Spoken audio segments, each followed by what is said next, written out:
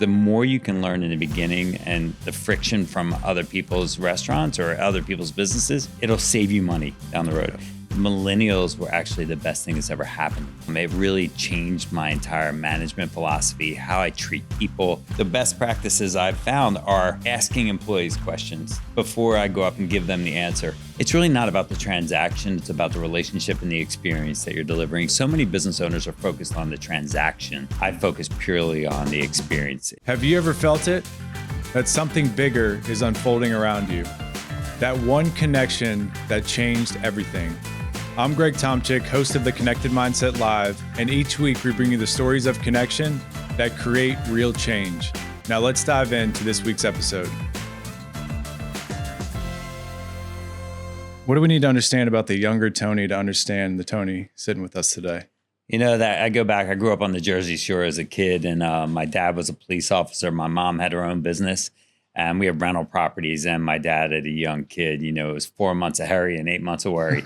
So at a very young age, I learned what it was to understand customer service, understand, the value of a dollar at a very young age. And at 8 years old, I started my first business, and I went down to the oceanfront, saw these people coming off the beach. I said to my one friend, we used to play Monopoly together every day.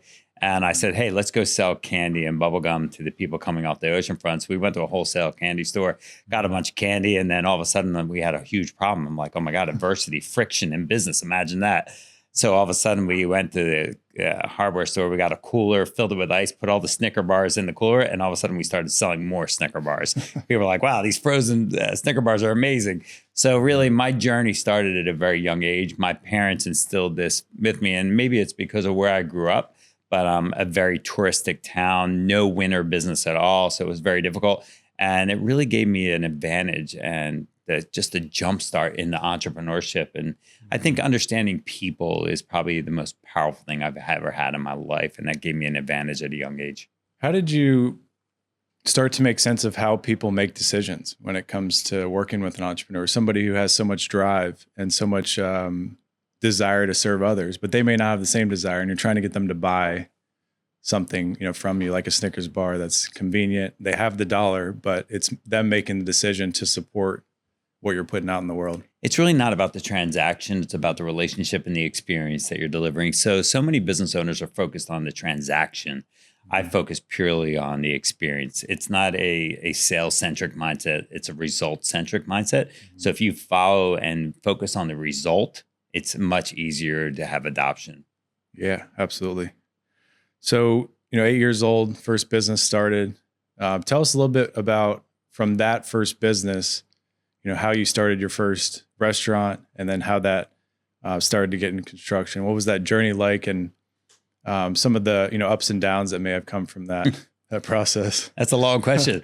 So I started on the Jersey Shore making pizza at a young age, and then found a passion for it. But before I opened my first restaurant, I worked in 25 different restaurants before I opened my first. Really? And so I had a lot of experience, from people that were multimillionaires with 300 locations all over the country to people that were running to the bank every Wednesday to make a deposit so their employees would get paid.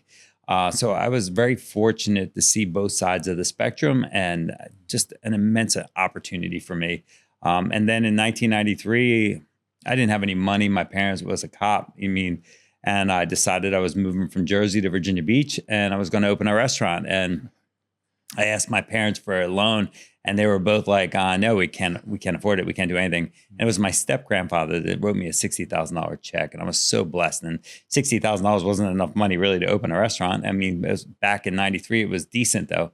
And we were able to open our restaurants. We went to these old restaurants that closed down, bought a bunch of used equipment, and we made it work, and we opened the doors. And I look back at the pictures from our first restaurant when we first opened the doors. I'm like, gosh, we didn't have anything in there. Mm-hmm. And but we made it work. It was our gut and just making it happen. Mm-hmm. Yeah, around experience, environment so important. So what was the driver to go from the Jersey Shore to somewhere like a Virginia Beach, and what led you there? Well, if you live in Jersey, you get sick of the weather and the traffic and everything. So my brother moved down here. He got hired down in Suffolk in the coffee plant. And then I came down 6 months later. And then I found the location. My first location was on Great Neck Road. And then once I found that location, I actually waited 2 years for the location. I worked at the Small Business Development Center they helped me find out like, different like traffic patterns and stuff. So I could have opened up anywhere in Virginia Beach, but it was me taking the time and educating myself and working with professionals that knew the demographics of the area that really made me make a decision. But then I waited 2 years for the location to open. So it wasn't like I was making I didn't realize it at that time, but I didn't make an emotional decision. I made an educated decision. And by no means did I have the wisdom to make an educated decision at that age. I was young, cocky, and thought I knew everything. But I don't know what it was that made me have faith in the Small Business Development Center, but they really helped me a lot. Mm-hmm. Was that coffee company Massimo Zanetti?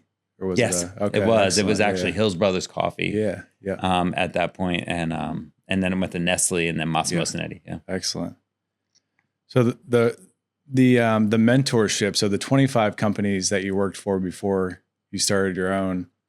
How important were those experiences to set you up for that 2-year period of like waiting for that business to start, and some of the key lessons you learned from those 25 different restaurants? It's funny. I coach entrepreneurs all over, and I tell them all, like, go learn the processes and procedures of everything you want to do. If you want to open a business, go. If you want to open a restaurant, go wash dishes somewhere. Go do something. Understand the ins and outs, because the more you can learn in the beginning and the friction from other people's restaurants or other people's businesses, it'll save you money down the road. Yeah. And I almost lost a business twice in the first year and a half. So even though I worked in 25 different restaurants, I mean, I was completely closing my doors. I only had 60,000 to open up. And within the first 3 months, my air conditioner blew up. It was $18,000. I didn't have any money. So my food distributor actually gave me a loan. And I'm just like, but like the journey was funny. And at that point, when you're $18,000, you think you're closing your doors, you think you're done. And, you just have to fight. You have to have that grit. There's always a way. And I believe as an entrepreneur, it's an entrepreneurial trait that not every business owner has. Entrepreneurs have this trait more so. And it's that drive and not to be afraid. Mm-hmm. It's like when everything's stacked against you, still believing in yourself. You believe. Having that faith. Yeah. And it's a curse at times. It is. Yeah, definitely. Yeah. The thing that keeps coming back for me is like the importance of suffering. When I speak to entrepreneurs, all of them seem to have an innate ability to understand the importance of suffering, and that it's almost a privilege to have that suffering. But when we're in the thick of it, when you're in that, the first 2 years and you're, about to shut down twice, it feels like there's no way out. I wish it was only 2 years, because it happened at a year and a half. It happened in 10 years. It happened in 20 years. Yeah. So all through my career, and that's the thing with entrepreneur, 97% of businesses fail. Mm-hmm. So the thing is, and another thing people don't realize, 96% of business do under $1 million a year. Oh. So people don't realize that. And the thing is, though, when you have that adversity and failing, like you'll hear an entrepreneur, and I'm sure you've heard 100 entrepreneurs, my failures are my greatest success, right? And it's only because that creates wisdom. And if you're an entrepreneur, you look at a failure as an opportunity, right? I don't have problems, I have opportunities. But every time I've had a failure, it's made me a better businessman. But if you don't have that entrepreneurial spirit to get up off that floor and keep going, you lose that opportunity. You lose that wisdom. Yeah. Do you feel like you got that innate ability from doing the thing? Or do you feel like it was something that was ingrained in you, like from a child, like seeing your parents potentially have real estate and things maybe go wrong and see how they handle it versus my dad was a yourself? Cop, man. Okay, yeah. So whenever I fell, it wasn't being coddled. I was told, get up. So I think my dad and my mom instilled that. My mom was very nurturing. My dad was hardcore. And but I think I had the best of both worlds in parents. I don't think either one was right or wrong. But I think my dad was so strong-willed that like I quitting was never an option from my father. Where my mom, even though I might have been crying as a young boy, my mom would nurture me. But as soon as I got back out, I had to get up. Yeah. So, and I think it's given me it's definitely who I am. I have a lot of empathy for human beings, but unfortunately, when somebody falls off a ladder or steps on it, I'm like, all right, you're fine. Don't worry about it. Mm-hmm. And I know that's my father speaking. Yeah, definitely. Yeah, we hear those voices.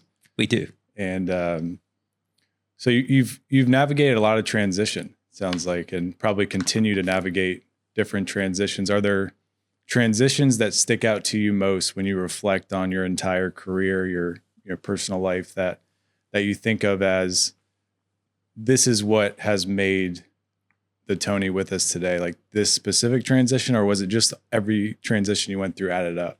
No, there's specific ones. When I lost, I had a wholesale bakery. We distributed the whole state of Virginia and put a lot of money, lost $500,000. Mm-hmm. Painful, very painful. And I'll never forget that moment. But then there was millennials, on the other hand, where you had every business owner in town saying millennials are the worst people. Yeah. I hate them. Yeah. And millennials were actually the best thing that's ever happened to me. It really changed my entire management philosophy, how I treat people, explaining. I became the great explainer. Like people like, oh my God, all you do is explain, give analogies. And I teach people the why. And so, but the beauty of the millennials was you would tell a millennial, hey, I need you to do this. And the difference was when I grew up as a kid, when my boss told me something, I didn't tell anyone. Mm-hmm. That's my knowledge. I'm keeping that. When I tell millennials, all of a sudden they start telling everybody else. I'm like, it's pretty interesting. Mm-hmm. So I changed my entire philosophy, how I coach people and how I coach businesses, everything. Yeah, I know you speak a lot to being not in business, but in the people, like in the people business. So you're focused on people, and people are complex. And I think as business, leaders in the community and entrepreneurs, we're always trying to get that better understanding of how people operate and trying to meet them in the middle versus like putting what we feel they should be doing onto them. Have you found any healthy or good ways to kind of meet people in the middle when it comes to a complexity that you're going through in business, or a misunderstanding, maybe that you're having with, a head chef at your restaurant, or somebody leading a service line in any of your businesses? You're not seeing eye to eye, and a good way to find that middle ground, kind of remove the complexities. So I grew up with dictators. You never asked your question, why, or why do you want me to do this? That was never an option. Right. I was so afraid to talk to my bosses, and like, oh my gosh, like I'd have bosses that would come in and intimidate you, wouldn't say a word. They walk in the door. Yeah. It doesn't work.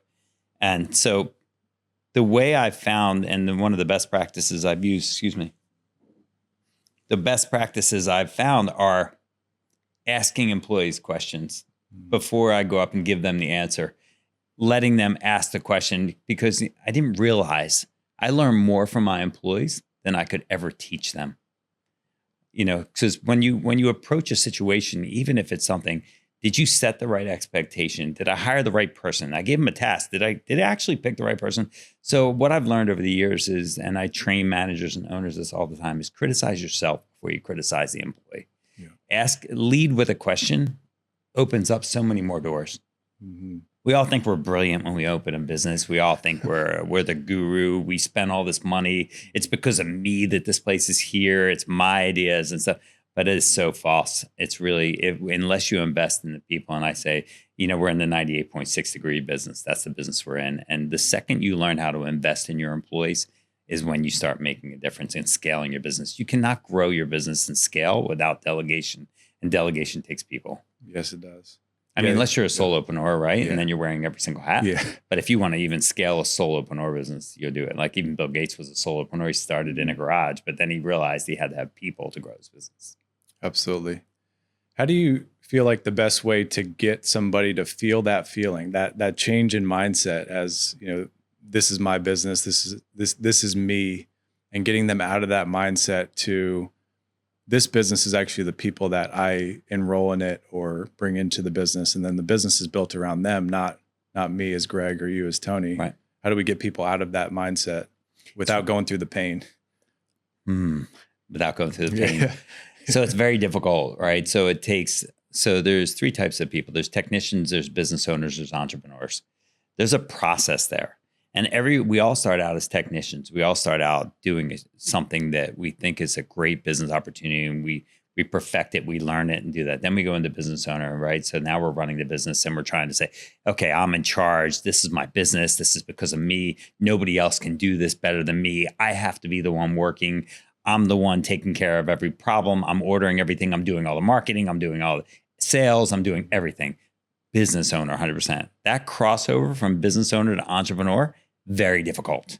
Yeah, very difficult. But it starts with being humble, empathetic, caring about your people, realizing that your business growth depends on other people than just you.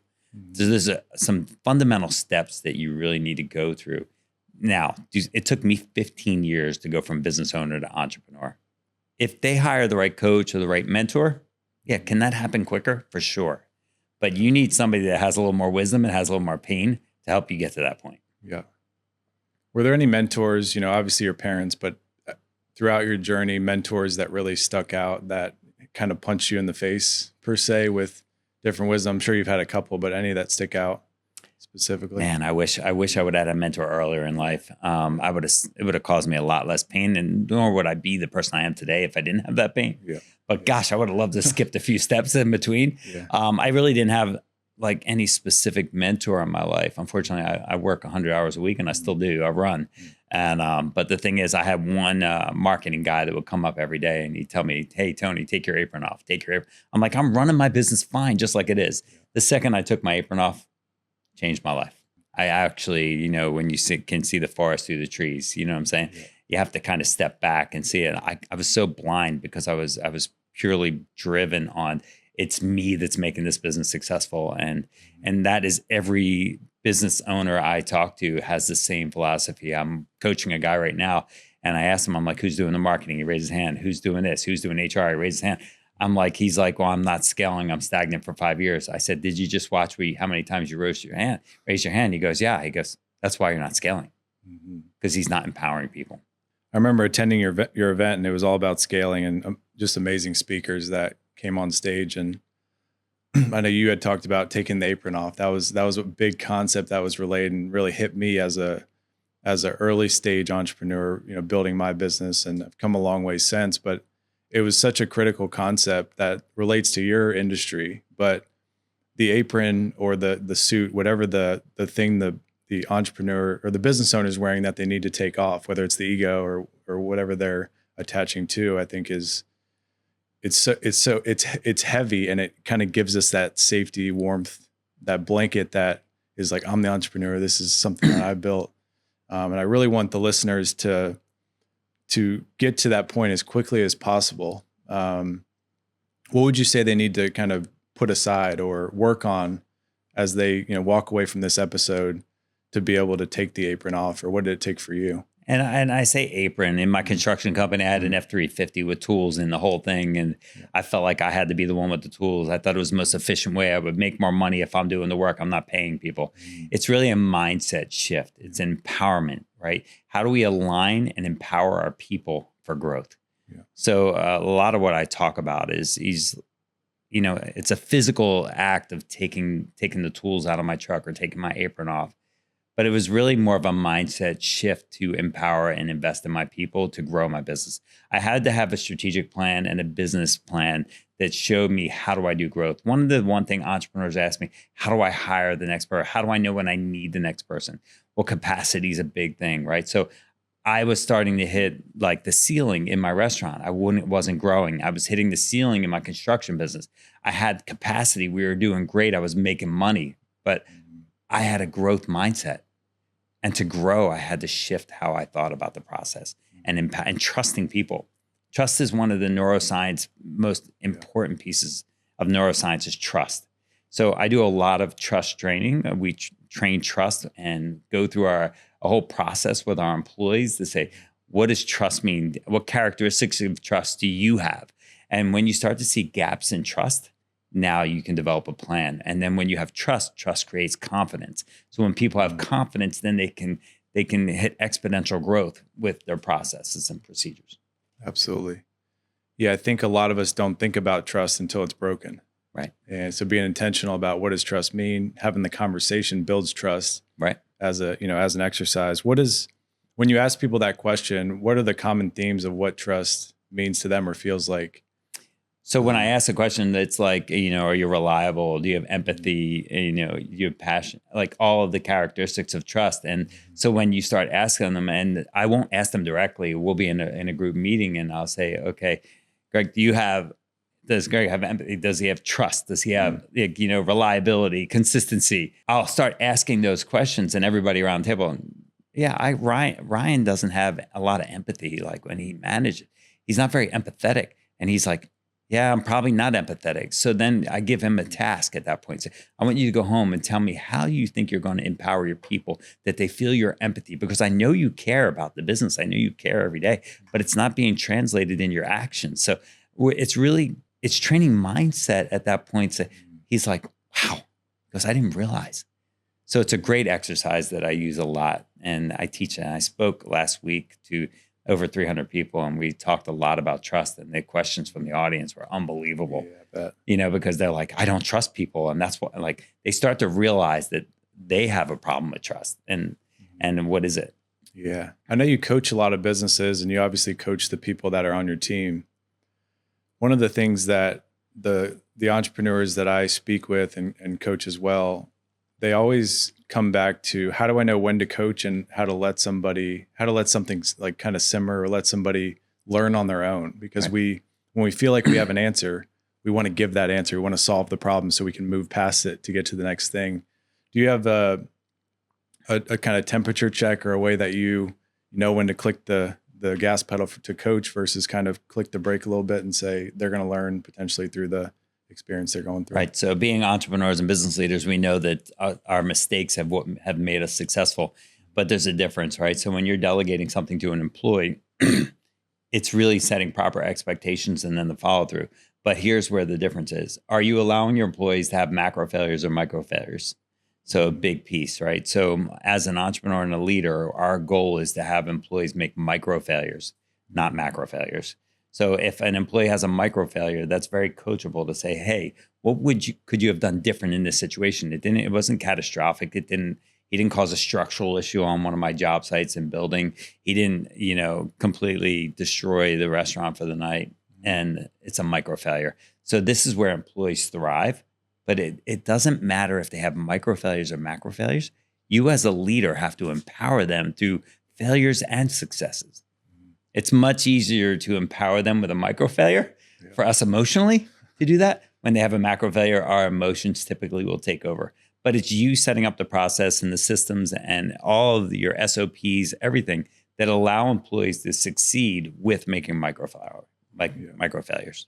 If you're leading a team or organization right now, you know connection is no longer optional. I help teams build trust, navigate uncertainty, and lead with clarity in a changing world. Through real stories and practical insight, your audience will leave more confident and ultimately more connected. To bring me in to speak, visit Greg Tomczyk/book to speak. That's Greg Tomczyk/book to speak. Now let's get back to the conversation.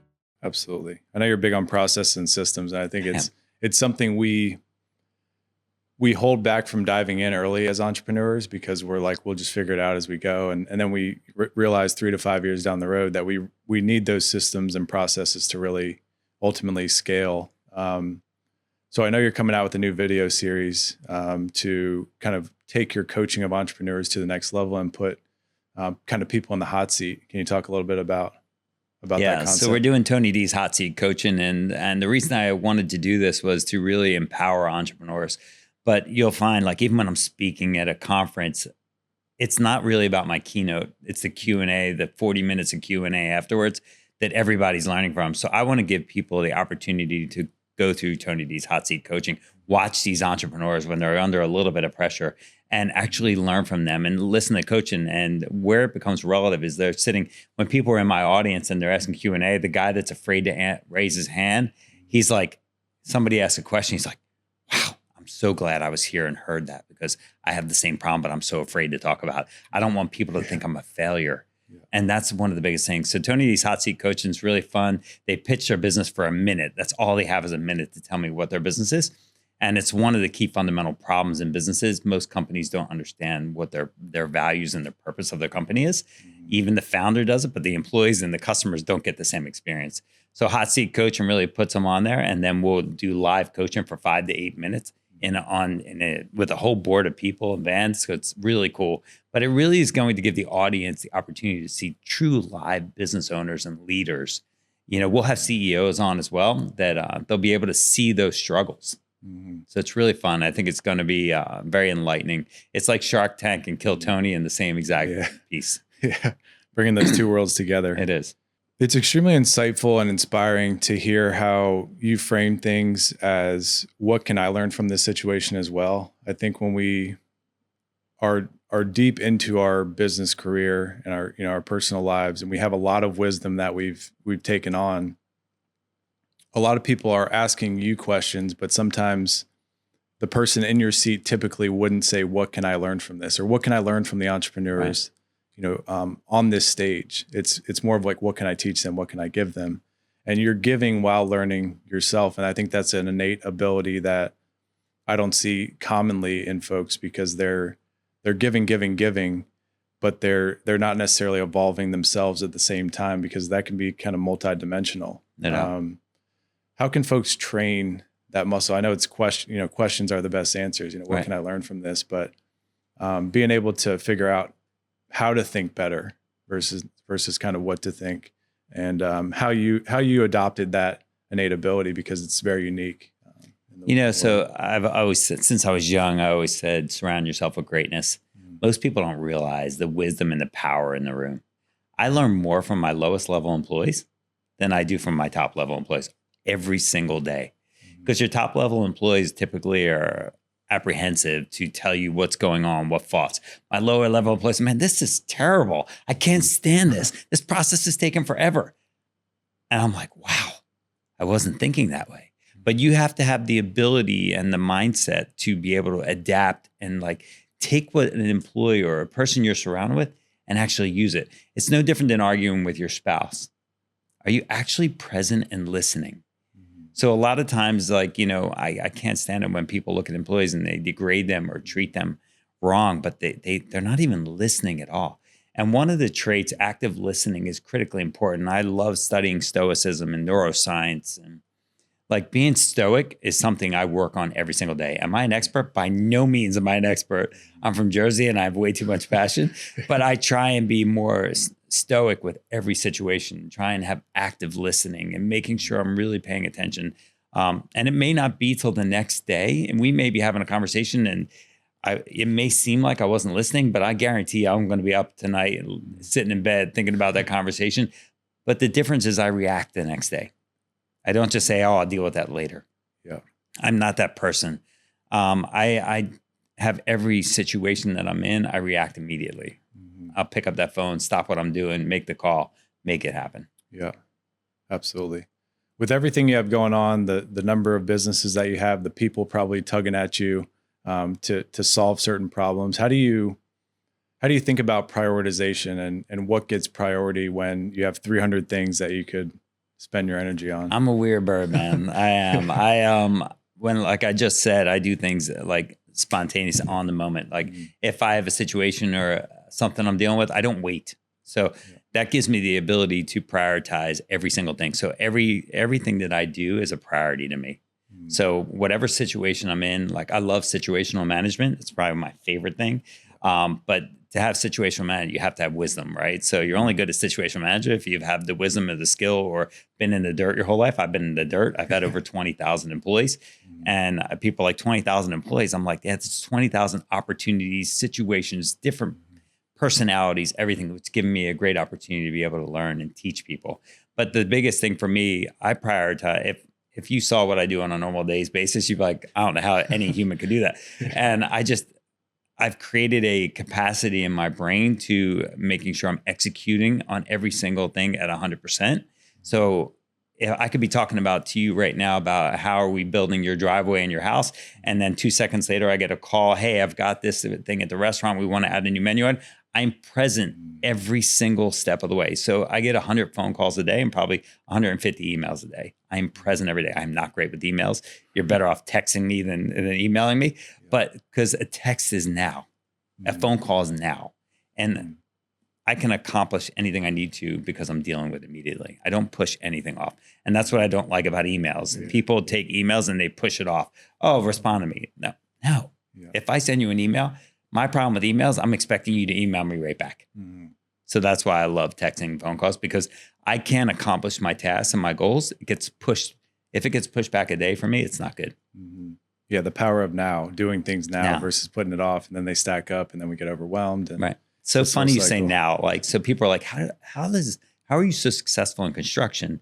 I said, well, I was trained in a restaurant, and the restaurant's the now business. So when I translate that to all my other businesses, I have an unbelievable advantage over other business owners in the same industry because I'm in the now business. I want it. I'm now. I'm no different than you sitting at my table. And are you going to wait a week for your food? Are you going to wait 2 days for your food? Are you going to wait for me to say, hey, our kitchen's backed up. It's going to be about 6 hours. We'll have your dinner right out. This is never my world. So now when I translate that into every other business I have an advantage. Yeah, it's extremely fascinating. It's almost a trained muscle that you've built up over time. That it is. I know everybody listening in wants that muscle, but maybe they need to go into a business that has that urgency of now in order to respond to shape it. Because just like anything, it gets trained. You're not born with that innate ability to say, I'm going to address this immediately. Right. That was my dad too, kicking me in the butt probably a little bit. Yeah. But I don't think you have to be in that now business. I think you have to change your mindset in the business you're in. And what is the value of you're reacting? How quick you are. Are you being proactive or reactive first, right? Do we have systems, processes, and procedures that help you be proactive instead of reactive? But if you are reactive, are you dealing with that immediately? And when you're reactive in a situation where you have a problem, are you creating a system so you can be proactive the next time you're addressing it? Mm-hmm. Critical point. Yeah. I love friction. Yeah. Friction's my favorite thing in the world. Everyone's like, I hate friction. It has created every system and process I've ever built. Yeah, it sounds like you're very question driven. And we talked about earlier, kind of questions are the best answers. What questions do you feel like the entrepreneurial listening in today may not be asking themselves that they should be asking? I think every entrepreneur needs a mirror in their office. And I think they need to question every time they have friction. I want them to go to the office and say, what could I have done different? That's the question they're not answering. Yeah. They avoid friction. They avoid conflict. If something happens, they say somebody's stupid. I don't have the right people. None of these employees are all idiots. You're hearing that a lot right now, a lot, right? But we have to, just because your system worked for you 6 years ago before COVID, doesn't mean that system's going to work today. Are you adapting your company to be able to handle it? We talked a little bit in the beginning about how the environment's changing with AI. So a lot of my speaking now is going, how are you adapting to AI? Are you embracing AI or are you running away from it? What are you doing to change your company? All of your systems and processes right now with AI coming need to change. Yeah. But are you willing to take the time and the investment to change your systems and processes that have been working for 10 years? It's an immense amount of work. Yeah. But if you don't do it, so when I spoke, and this is very relevant, I spoke in front of the World of Concrete. I had a ton of people in there. And we talked about AI. And I said, the construction industry is going to be one of the last industries replaced by AI. Yeah. But I said, here's the difference. If you don't adopt AI in the construction industry, I said, right now, when I come to a house and I'm doing building a house, I can have a bid to you within an hour for the entire house because of AI. Is the construction industry going to be replaced? But no. But if you don't adopt AI in every single business, you will be left behind. Because there's a competitive advantage you're going to have with AI. You need to put in every single business today. Mm-hmm. How do you look at AI in the restaurant space? I know you talked a little bit about the construction space. It obviously speeds up the ability to deliver if you use it in the right way. Right. There's obviously other implications on the people side, but when it comes to the general business implementing AI, where should they start and what should they be thinking about? They should, and the restaurant space is totally different, right? So we're dealing with people directly at a table and making food. There are restaurants that robots are making food, and I don't want to go there, but not right now. But the thing is, first off, you need to do the administrative piece, your websites, all your data analysis. Trends. I constantly am looking at trends. What's selling more right now? I am on AI 24/7. 24/7. I'm on it every day. I'm talking to ChatGPT. My wife is jealous because she thinks I have a new girlfriend. And I said, but every single aspect. So there's not one piece. I'm like, even for signage, even like, hey, I have, I have this many 60% of my business is dining room, 40%, pickup and delivery. How do I increase that? If I want to change the perception of my restaurant from being, high-end restaurant versus more of a QR family style restaurant, what would you do? How would you change the decor? Like, I'm changing everything. And if I feel it's not working, I'm asking AI, how could I do this differently? It's asking questions again. Yeah, I think AI is the best friend of the curious entrepreneur or the curious person, because it will give you the data and the answers you need, but you have to ask it the right question. And it goes back to Prompting, to the relationship with ourselves. If we're not asking the right questions, we're not taking accountability, then the momentum doesn't start. And I think momentum's so important in personal and our professional lives. if you don't prompt AI with 400 words, Yeah. you're not going to get the right answer. Yeah. Because everybody's like, oh, did AI write that? I said, no, I wrote it. Yeah. AI enhanced it. Mm-hmm. And that's the same thing with entrepreneurship. We need to use AI to enhance what we're doing. We're not replacing humans. We're enhancing humans. Mm-hmm. And that's the critical piece there. Is AI going to take some jobs? Yeah, but there's still going to be a lot of jobs. But the people that won't have jobs are the people that aren't embracing it. If you're in logistics right now and you aren't becoming the best logistics person with AI, you will lose your job. Mm-hmm. You'll lose your job. But the people that are embracing AI and changing logistics with AI, they're unstoppable. Yeah. And that's every business. Yeah, I think it is testing the trust paradigm, because I speak with a lot of entrepreneurs, business owners, that their people are coming to them and saying, is my job, at risk? And when we feel like the rug could be pulled out from under us at any time, that creates a little bit of uneasy and maybe distrust. And a lot of business owners don't know how to answer the question. How do you speak to your people about this rapid evolution? It's like when the computers first came out, it's, those people that were doing those specific tasks or activities or missions, they may not be as relevant if they don't adjust. So I know there's a lot of questions out in the ecosystem of, when my people ask, is my job at risk? What do I say? I'd say your job is at risk unless you embrace AI. When the horse came out, when the horse was such a predominant animal in like transportation and everything, all of a sudden somebody had a car. Oh my God, what's going to happen? And then the internet comes out. Everybody's going to lose their job because of the internet. Now our unemployment's still 4.5%. Right. So when AI comes out, I think I had an amazing opportunity with Professor Platt from Wharton University. We had a long discussion about this. And what we talked about was, there's going to be a lot of disruption over the next 3 to 5 years. But after 5 years, the economy will find the AI economy, and the AI economy will come roaring back. Right. But anytime there's disruption, like the internet caused disruption, people were freaking out. I'm going to lose my job, but they don't need us. And then, like emails, like they're going to be gone. Like, all of these things. My wife uses Instacart. Like, we're not going to have supermarkets on the streets anymore. Oh, but Instacart, how many employees is that going to take? Is it still going to take people to deliver? What are we doing? So there's going to be opportunities. Is it going to cause disruption for 3 to 5 years? 100%. I think the economy will come roaring back, and we will have AI jobs that they're not even there yet. So I think the thing is right now, business owners and entrepreneurs, they need to adopt AI into the business as fast as possible. Mm-hmm. I mean, critically fast. If you're not using it, I can't tell you how many people I talk to. I'm like, are you on ChatGPT? They're like, what's that? I'm like, what? Yeah. And it's amazing, but it's in our face. Yeah, absolutely. I think it all comes back to the culture and the people component. I know before the show, we talked about this trivergent concept. Can you speak a little bit about that and kind of how that ties into your next phase? Right. So I've been coaching businesses for over 30 years. So I decided about 8 months ago, started a brand new company called Trivergent Performance Coaching. So basically what it is 3 modalities. It's business fundamentals and business coaching then it's neuroscience and mindset, and then health and wellness. So when we go into companies, I used to go in and just teach business fundamentals forever. What I found over the last 5 years, it's not working. It's not working. It is so critically important to teach the neuroscience and mindset, because if I, as an entrepreneur, and the society's fractured a little bit from COVID, and it really is, and then AI is coming in. So the neuroscience trust piece, all of this thing, if I can sit with an entrepreneur and work on the mindset first, the business fundamental piece is easy.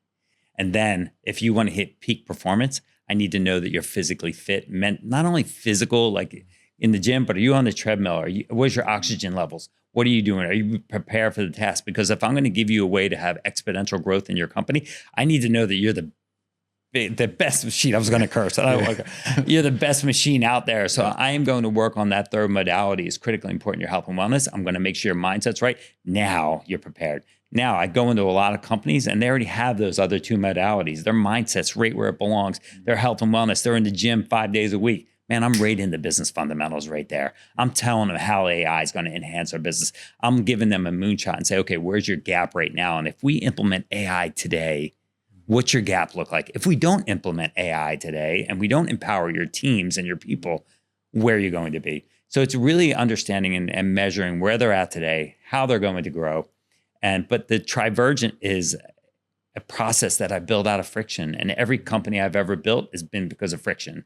I built a SaaS company, a training company out of friction because I'm like, God, I keep telling the same employees the same thing over and over again. So I built an entire training company.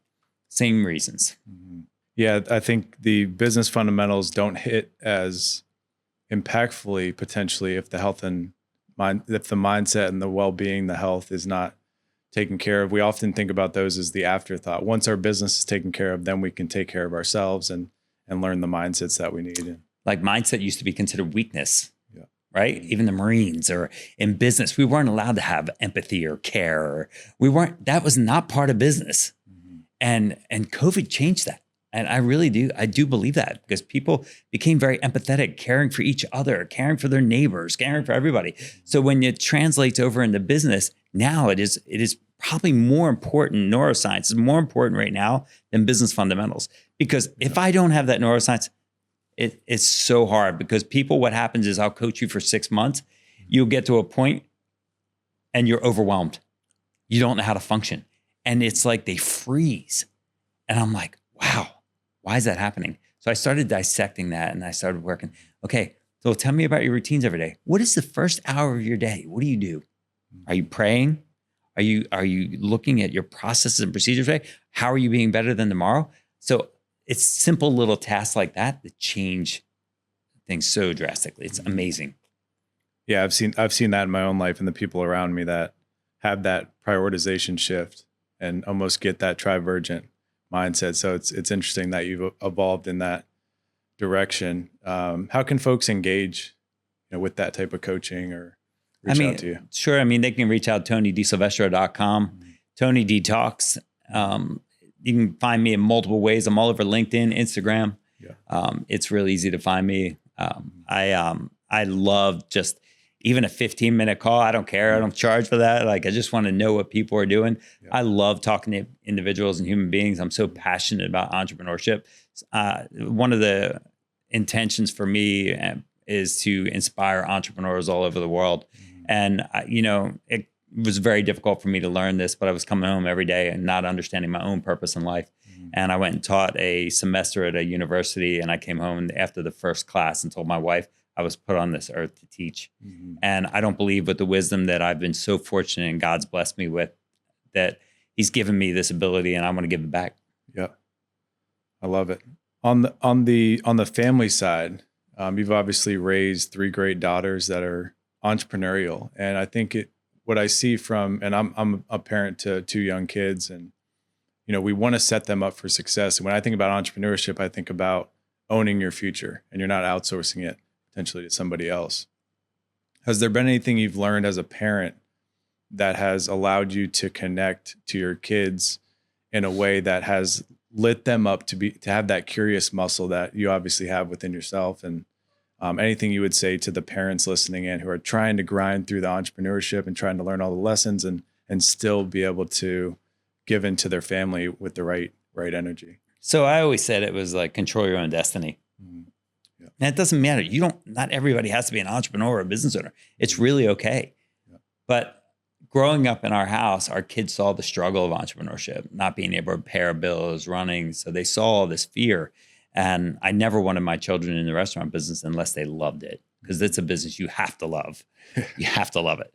But growing up at the entrepreneurial table, and probably one of the most important pieces of advice I can give any parent with their children is communicate. So one of my things with my children is from a very, very young age. I remember my daughter was 6 years old. We're laying in bed. I'm putting her to sleep for a night. And she goes, Daddy, who owns the house? I'm like, you're 6 years old. What are you asking me? She goes, who owns the house? I'm like, the bank owns the house. She goes, what do you mean? We don't own the house, Dad? But from that very young age, they're very inquisitive and being able to ask questions. And when it came to talking about entrepreneurship and like, hey, tell me what you love.